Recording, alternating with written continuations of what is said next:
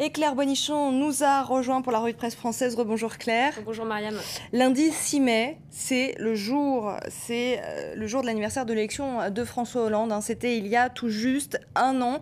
Et à l'occasion de ce premier anniversaire, plusieurs quotidiens ont décidé de faire leur propre bilan de cette première année de présidence. C'est le cas notamment du Figaro, qui fait même sa une sur le bilan.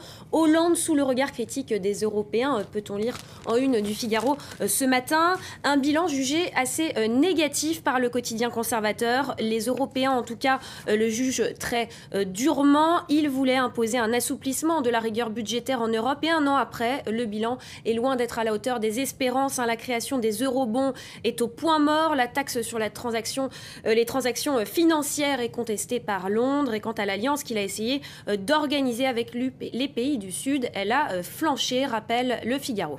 Et on a beaucoup parlé ces derniers jours. Sa relation avec la chancelière a tourné finalement au dialogue de sourds. C'est ce que déplore le quotidien Le Figaro. Oui, toujours Le Figaro, un moteur franco-allemand au point mort. Et si paradoxalement, de plus en plus de voix s'élèvent contre l'austérité en Europe, notamment du côté de l'Italie avec Enrico Letta ou encore José Manuel Barroso, ce n'est plus celle de François Hollande que l'on entend. Peut-être François Hollande aura-t-il eu tort d'avoir raison trop tôt, s'interroge Le Figaro. Et on l'a vu, vu d'Allemagne, François Hollande n'a pas grand-chose à fêter. Il est devenu un Sorgenkind. Oui, ce qui signifie enfant à souci en allemand. Le courant ne passe pas avec Angela Merkel, constate le quotidien, face à une situation économique désastreuse. Entreprises qui ont perdu confiance, perte de compétitivité. Vu d'Allemagne, il est devenu urgent que François Hollande agisse. Et un bilan très négatif dressé par Les Échos également ce matin.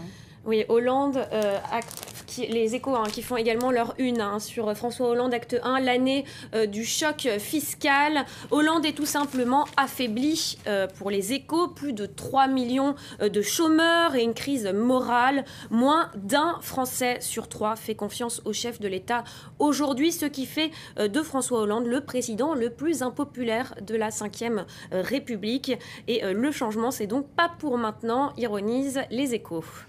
Et ce que retiennent les Français de l'action de François Hollande montre bien l'image négative qu'ils ont de cette première année de quinquennat. Oui, Les Échos qui montrent qu'en première position, ce sont les manifestations contre le mariage pour tous qui arrivent en première position, suivi du dépassement du taux record de chômage, avec ensuite les aveux de Jérôme Cahuzac, le ministre du Budget, donc rien de très positif. Et outre cette crise de confiance, François Hollande, pour réduire les déficits depuis un an, a fait voter 30 milliards d'impôts, rappellent Les Échos, bière, cigarettes, impôts sur la fortune alourdi, autant de mesures qui n'ont pas de quoi relancer la croissance en France.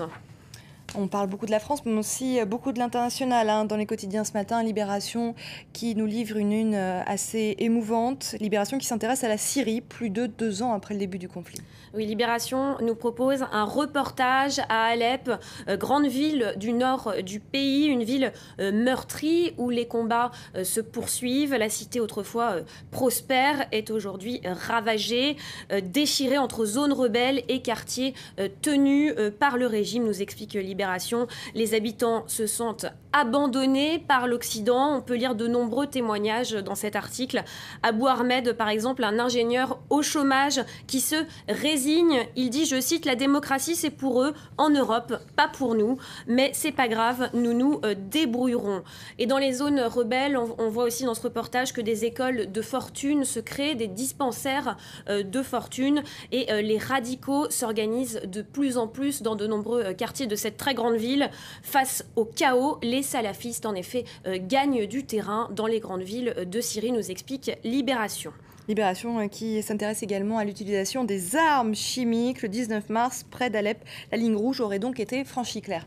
Oui, et cette ligne rouge qui justifierait une intervention occidentale, mais les Occidentaux réclament des preuves et intervenir n'est pas si facile. Le quotidien, pourtant, dans son édito, déplore tout de même l'impuissance de l'Occident. La résolution occidentale faiblit. Obama, tout comme la dérisoire diplomatie française, cherche des excuses pour ne rien faire, dénonce Libération dans son édito. Nous n'avons pas le temps de parler du Parisien qui s'intéresse aujourd'hui au mauvais temps. Sujet de conversation en ce moment en France. Merci beaucoup Claire pour cette revue de presse.